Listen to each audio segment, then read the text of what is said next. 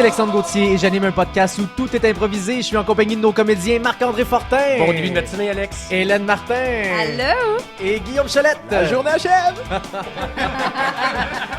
Et nos invités aujourd'hui, on a Pascal Cholette. Coucou les coucous. Et Rémi Franqueur. Salut, allô. Et vous écoutez Plus drôle. Le podcast plus drôle qu'un garagiste dans un jeu de quilles. Ça se peut pas. On passe au premier jeu. Oui. Immédiatement. De grâce. Premier jeu, quoi ne pas dire? Je vous donne un contexte et vous me dites la pire chose que quelqu'un pourrait dire dans cette situation-là. Donc, premier, à la fin d'une date au resto, quand le serveur dit une seule facture. Oui, puis je prendrais aussi celle de la belle fille au bar. À la fin de ta date, c'est chiant. Ouais, une seule facture, viens pour toi. Mais on peut-tu faire, mettons, 66-33? C'est chiant. Crac! Ow! Ah, facture! On passe au prochain. Quoi ne pas dire à son fils qui vient de terminer sa prestation à secondaire en spectacle? Hey, on va continuer ça le basket, hein? Va encore falloir te changer d'école, Thomas. Ton ami qui était avec toi, il était bon. Ben non, je suis pas parti à l'entraque. Ouf, tu feras pas le national. Il y en a qui ont un 15 minutes de gloire, mais toi, ça a été un 6 minutes 50 d'enfer. Ça fait partie de ton cheminement. Et est-ce que c'est le temps réglementaire, Hélène? 7 minutes maximum. Moi, j'aime ça quand il y a des précisions comme ça de la directrice générale de secondaire en spectacle sur le podcast. C'est toujours bien. Quoi ne pas dire à son coloc? Hey Guillaume, je peux-tu t'emprunter ton Beauvril? Non. Ça sent le fait vécu. Hey, je m'excuse, mais c'est quoi l'affaire du boss à la poignée de porte? Je nous ai inscrit sur Airbnb, c'est malade. On a du monde qui vient dans ta chambre la semaine prochaine. Hey, la brossade en bleu, là, c'était-tu à toi ou à moi? Prochain jeu, on a autour de la table un compteur parmi nous. Et Marc-André, d'habitude, il fait toutes sortes de comptes, toutes sortes d'affaires, mais je l'entends rarement faire du compte traditionnel. Tu sais, cuillère de bois, à côté du feu de camp, puis toute l'affaire. Donc, comme c'est moi aujourd'hui qui décide du pacing, j'aimerais ça entendre mon ami Marc-André nous faire un compte traditionnel. Donc, j'aurais besoin... Connu? Non, tu vas l'inventer, là, live. Même, on va te donner un personnage principal. Donc, ce serait qui son personnage principal, mettons, là, qu'il pourrait avoir? Moi, un joueur russe de la LNH. Un joueur russe de la LNH, qui Vous d'autre? me donnez Quoi juste d'autre? un nom de joueur de hockey russe parce que moi j'ai juste Konstantin Stanislavski. Je suis pas au hockey. Prends Alexander Ovechkin, ça va être plus simple. Ovechkin. Ok. Ça, Stanislavski, Non, c'est on taux du l'aime chapeau, plus. t'es assez mollo. Et dans le fond, le punch de ce compte-là, ça va être... Et c'est comme ça que sont apparus les premiers cônes oranges. Fais-moi rêver, Marc-André. Cette histoire-là, elle se passe en 84. 1884. Il y avait dans le fin fond des bois un homme qui s'est ramassé là, Ovechkin, qu'on l'appelait. Capable d'abattre des arbres avec un bâton d'hockey. Lui, c'était pas une hache, c'était un bâton d'hockey. Ça frappait, les arbres tombaient, il snappait les cocottes pour les enlever. Ça allait bien. Ça faisait des jaloux dans le coin. Il y avait bien du monde de Bytown puis de la rivière de la Baie-Puante qui se disait « Hey, il y a un Russe! Il y a un Russe dans le coin! » Il y avait bien des médisances. Bien des médisances qu'un gars disait tout le temps, qu'on l'appelait Petit Pute Valran. Pas vrai qu'un Russe va abattre les arbres plus vite que moi. Petit Pute Valran, c'était un mécréant des Trois-Rivières. Lui, ça arrivait bien qu'il sacrait. Un peu raciste. Il devait avoir de la descendance dans le coin de Québec. Puis il se disait... Puis il se disait que les Russes pourraient pas prendre la place dans les terres québécoises, au nord du Nord. Peut-être qu'il fait frette en Sibérie, mais il fait frette en maudit ici. Fait qu'ils se sont mis à bûcher, puis il y avait une compétition entre le Russe puis les 23 Canadiens français pour savoir comment ça va se passer. À un moment donné, Ils abattent des arbres bien plus vite que les Canadiens français, les Russes. Parce que quand il arrive la fin de journée, comme dans les matchs de hockey, quand il arrive la fin de la troisième période, les Russes deviennent bons. Fait que quand il arrive la fin de journée, puis il reste 5 minutes au soleil, ils deviennent bons, puis là, ils abattent. Les Canadiens français disent qu'il faut délimiter un territoire. Mais comment qu'on va délimiter le territoire qui n'a pas le droit de venir sur notre côté? Pense, réfléchis. Ils ont dit, on va mettre le petit baquet qui va se séparer. Le petit baquet qu'on appelait tasser. Moi, vous voulez que je me mette ici? C'est toi qui vas faire la frontière, tasser. Puis pour qu'on puisse te reconnaître, on va t'habiller avec ce qu'on a. Un manteau, une froque orange carottée. On va même te voir à noirceur. Puis si jamais il y a des loups-garous, ils vont te voir. Puis c'est ça qui a commenté à délimiter. Mais là, à un moment donné, il y avait juste un gars. Ils se sont dit, wow, mais il peut le contourner, on va en mettre d'autres. Puis les Canadiens français ont commencé à se mettre beaucoup de frocs orange, puis à s'étaler, puis à s'étaler. Il y avait juste le Russe qui bûchait, plus de Canadiens français pour délimiter le territoire. Puis le Russe, on l'a plus jamais revu. Parce que j'ai jamais été capable de sortir cette forêt-là. Il y avait bien trop de cônes oranges. Ils ne trouvaient pas la sortie. Et c'est comme ça que sont apparus les cônes oranges. Ah, bravo! Bravo, Marc-André! Ça, j'aime ça la morale de cette histoire. C'est comme les pages de notre histoire. Tu sais, les capsules là, qu'il y avait à la télé. Oui, mais si, je C'est pense ça pour à le ça. 150e. Et du Canada. cône orange, en russe, c'est Ovechkon. Hey, moi, je me sentais à l'émission du matin à Radio-Canada Mauricie. Avez-vous ce feeling-là? C'est là où Marc-André compte tous les vendredis matins. Pareil, c'est pareil. Ouais, moi aussi, j'attendais juste le chant du huard, là, puis je m'y sentais. Et on l'a justement en extrait, le chant du huard. Eh oui, on l'avait. Moi, tout ce que j'avais peur, c'est de faire un faux pastiche de Michel Barrette dans le poil de la bête. Si j'avais tout ça en tête, fallait pas que je fasse ça. Si vous avez pas le référent, louez le film. Mais clairement, c'est un Ça va film être plus qui drôle se- si vous le louez pas. Le prochain jeu, on va jouer à Fais-moi peur. Vous allez avoir la chair de poule parce que comme dans la célèbre émission de notre enfance, on a Hélène qui va nous raconter une histoire à nous faire peur. Soumise à l'approbation de la Société de minuit, cette histoire s'intitule L'histoire du sushi cannibale. Brigitte travaille dans un sushi. Brigitte est une jeune adolescente qui s'est trouvée un emploi d'été au restaurant de sushi du coin. Alors Brigitte, tu t'actives un peu? Non mais j'ai pas que ça à faire, moi, à regarder derrière ton épaule. Oui, Monsieur Wang.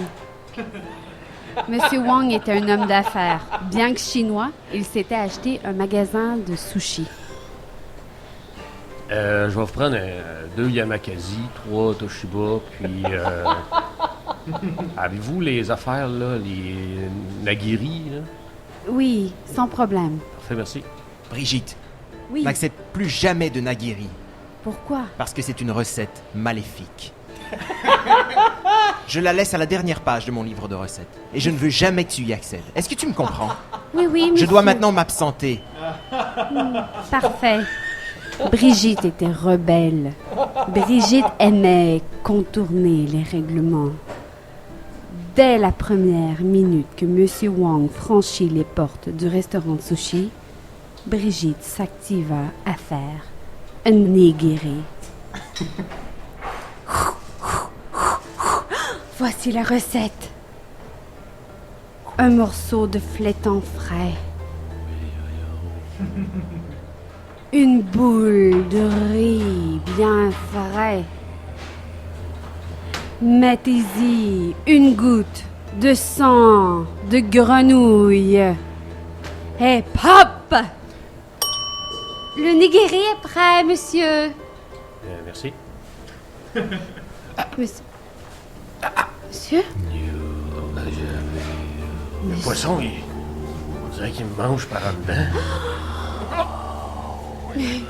Mais je le vois sortir de votre bouche et vous mangez le visage. Donnez-y un coup de kata! Brigitte saisit le couteau et trancha la gorge du client. Brigitte, la cuisine est maculée de sang. Qu'est-ce qui s'est passé ici? Je n'ai rien fait, ce n'est pas ce que vous pensez. Brigitte, le livre de recettes est ouvert à la dernière page. Non, Ne me dis pas que tu as... non, Qu'est-ce que j'entends? c'est le sushi. Le sushi est vivant. Le sushi a mangé. Le dernier client Il s'approche de nous. a Recule, commandé Brigitte. un nigiri. Donne-moi du tempura. Tenez, monsieur Wang. Flouche, flouche. Laissez la même astuce que pour une sangsue.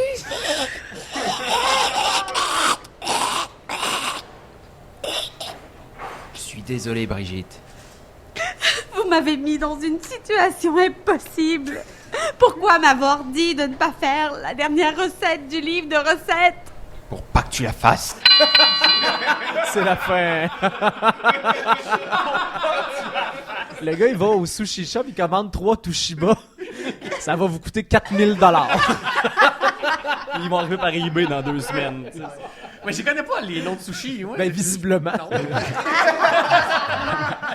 Tu m'apprends J'ai aimé rien. aussi que finalement, c'est pas le sushi pantoute qui a tué, c'est la fille qui a essayé de régler le problème un coup de couteau d'en face du monsieur. Tu sais, puis ce qui les stresse, c'est un petit sushi qui court vers eux autres, pas comme il y a du sang partout, puis Mais tout le ça, reste, je c'est trouve pas que grave. c'était parfait dans la thématique Fais-moi peur. Tu sais, c'était tout le temps ce genre de monstre. Comme, tu sais, il est 11h le matin, c'est samedi, puis là, j'ai peur de ça. Non, mais un peu quand même. C'est tout le temps un monstre un peu facile à faire en effets spéciaux, tu sais. Un bout de poisson avec une corde, Ouais, ça c'est marchait ça. bien quand même. Rémi l'avait tiré bien, je trouve l'effet spéciaux. Tu avais la corde, on voyait même pas la corde. Le prochain jeu, situation de départ. On va avoir Marc-André et Pascal qui jouent dans cette situation-là.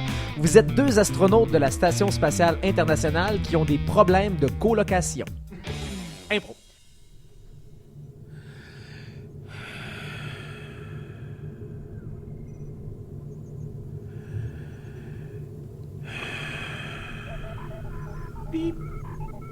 Alors, est-ce que tu as trouvé les rations? Non. J'étais allé jusqu'au fond de l'aile B et il n'y avait plus rien. Oui, pourtant, tu étais responsable de ranger le garde-manger.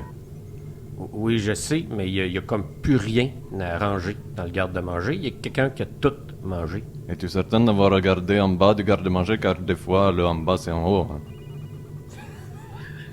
J'ai regardé en haut, en bas, à gauche, à droite, puis à droite, à gauche, parce que des fois, la gauche vient la droite aussi.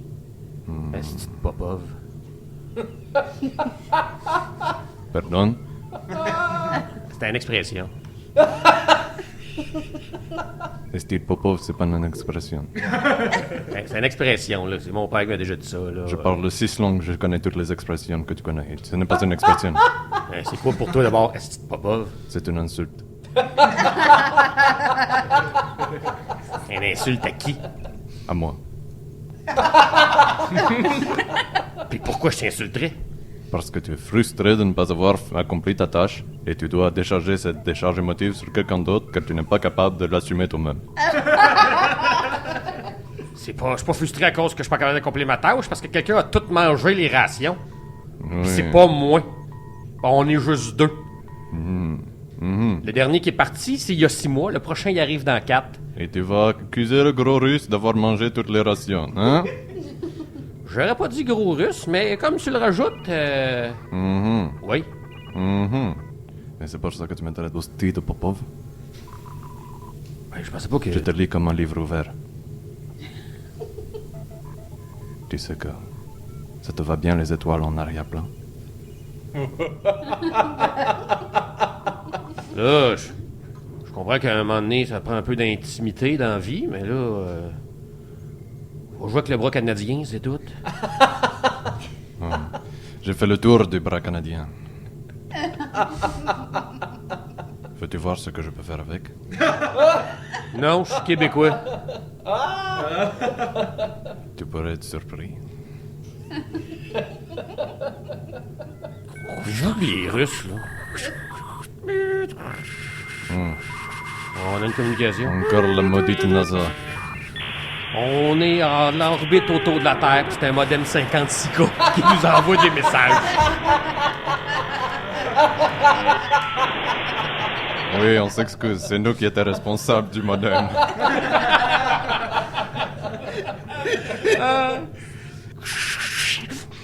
Alors, tu vas voir, c'est facile, il suffit de syntoniser. Le mot de passe, c'est Staline. Et qu'est-ce que ça dit, le message? C'est encore un envoi des Américains? Ah oui. Il demande si nous avons trouvé les rations. Dis-leur qu'ils ont mangé. Pourquoi je leur dirais ça? C'est pas vrai, tu n'as aucune preuve. Il n'y a plus de rations, ils sont pas cachés ailleurs, pis t'es gros. J'ai présumément mangé les rations. Je vais leur répondre ça. On va arrêter ça là. Présumément. Mais Rémi, c'était quoi le bruit que tu faisais? C'était un bruit de vaisseau, je me suis dit ça peut être une possibilité de... Moi je me dis je donne une piste puis je vous la laisse, tu sais, c'est parce que ça va être impro. Fait que je vous amène Tu le savais pas finalement. Ben moi je voulais amener les communications extérieures. Ouais, mais C'était c'est moi. c'est ça, un début de ok. communication extérieure. Je m'attendais à ce qu'une voix embarque après Aussi. le grichage. Puis je me suis pour demandé ça. si lui il est russe puis lui il est québécois, qu'est-ce qu'il faut que je sois? Qu'est-ce que tu pensais faire avec le bras canadien, Pascal? Oh man, il y a tellement de joints après ça. là. C'est fou ce que tu peux faire. Parce qu'il faut savoir que Pascal est aussi ingénieur. Donc oui. là, ça l'a rattrapé un peu son... Ah non, mais c'est pas vrai, c'est de la porn d'ingénierie, le bras canadien. C'est le fait que tu utilises le mot porn, c'est ça qui m'inquiète. Ils appellent ça le handjob canadien, les ingénieurs. Non, mais Je tu pense sais. qu'on pourrait avoir en supplément là, ce qu'on peut faire avec le bras canadien. Oui, on va mettre ça en annexe. Le prochain jeu, on va jouer à Rire en canne. Donc, nos comédiens vont jouer une improvisation dramatique sur laquelle je vais rajouter en post-production des rires en canne. Alors, on va avoir Pascal et Hélène dans cette improvisation-là. Vous êtes un couple qui se sépare dans un Ikea. Impro. Moi, je l'aime, le fleuri. Je trouve que ça fit très bien dans la véranda. J'aime beaucoup le fleuri. Je trouve que ça fait champêtre, ça fait chaleureux. Oui, c'est super beau le fleuri, c'est vraiment beau le fleuri. Là, qu'est-ce qu'il y a, là? Ben, il y a rien, il y a pas de problème. C'est vraiment beau le fleuri, je te dis. Ben c'est voyons, vraiment t'es bien beau. à pic. Mais non, mais tout est fleuri à la maison. Puis tu sais qui avait choisi le fleuri à la maison, là? C'est ton ex. Ben oui, mais c'est un fleuriste. C'est sûr que les fleurs l'interpellent, là, mais c'est vrai que c'est beau des fleurs. Hey, la vie sans fleurs, là, c'est faire dans maudit. Puis toi-même, tu manques de fleurs dans ta vie. Moi, je manque de fleurs. Ben, regarde-toi, là, t'es toute terne. Regarde, Qu'est-ce qui se passe? tu me dis que je manque de fleurs. Excuse-moi, je le retire. Je le reprends. On vient juste d'enterrer mes parents. Désolée, je On peux- passait une semaine chez les fleuristes à magasiner maudit bouquet pour la cérémonie, puis tu me dis que je manque de fleurs. De toute façon, j'ai l'impression que t'en reviendras jamais de cette dépression-là. Là. C'est tout le temps de ma faute. C'est tout le temps de ma faute. Franchement. Non, mais j'aurais dû être là. J'aurais dû les empêcher de prendre le volant ce soir-là. J'aurais dû jamais te rencontrer. T'aurais été meilleur avec ton ex. J'aurais dû. Voyons donc, là. C'est quoi ça? J'aurais peut-être dû me suicider.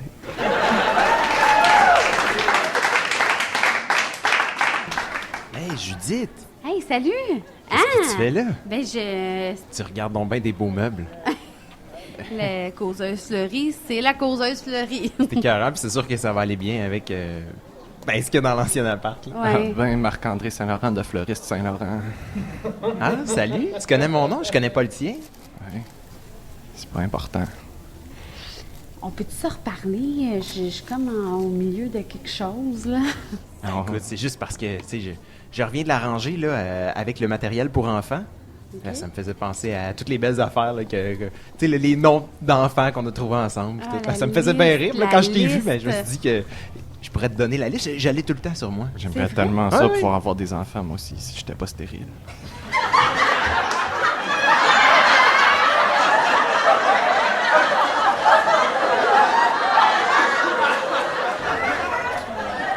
Fait que je te laisse la liste, puis si vous avez besoin d'un géniteur, là, moi, ça marche super bien. Ça nous ferait vraiment plaisir que tu nous prêtes tes spermatozoïdes parce que les miens sont pas bons. Hey, ça te dérange-tu si je te donne un bec sa bouche?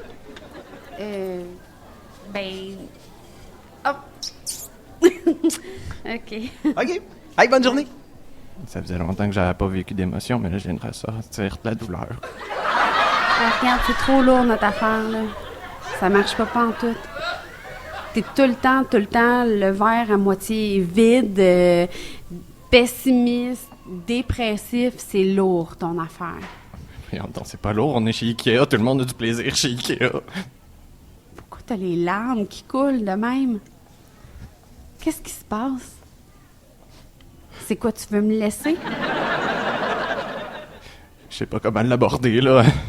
T'as Écoute, pas de couilles pour me laisser? j'ai des couilles, ils servent juste à rien. OK! Ah, du beau drama! Voilà! Mélo. Je me serais collissé un coup de poing dans la face. Moi, c'est le gars, il dit, peux-tu t'embrasser sur la bouche? On fait toujours ça avec nos ex quand on les croise au Ikea. Mais il me semble que c'est logique, là. À vivre des beaux moments. Ouais. Tant que son La chat, ça fameuse liste que j'ai dans mes poches, tu sais, j'ai comme ma carte de crédit, mon cellulaire, mes clés, la liste de prénoms d'enfants avec mon ex.